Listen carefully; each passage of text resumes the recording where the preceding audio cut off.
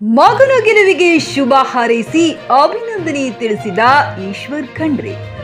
Bidar BVB ಕಾಲೇಜಿನಲ್ಲಿ ನಡೆದ ಮತ ಎಣಿಕೆಯಲ್ಲಿ ವಿಜೇತರಾದ Sagar Khandre.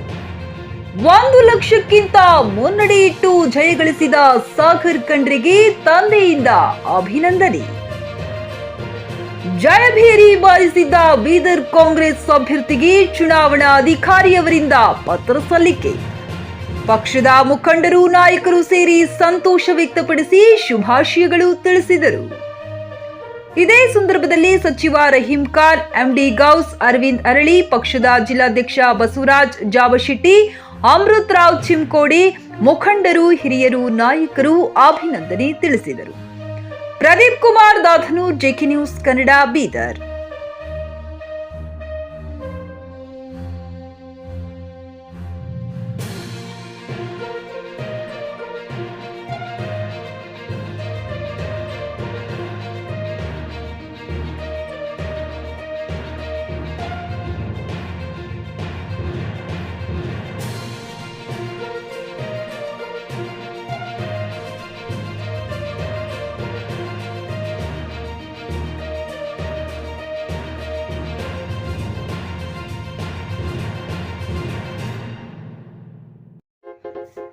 Humnabad SV TVS showroom ನೀಡುತ್ತಿದೆ ಉದ್ಯೋಗಾವಕಾಶ.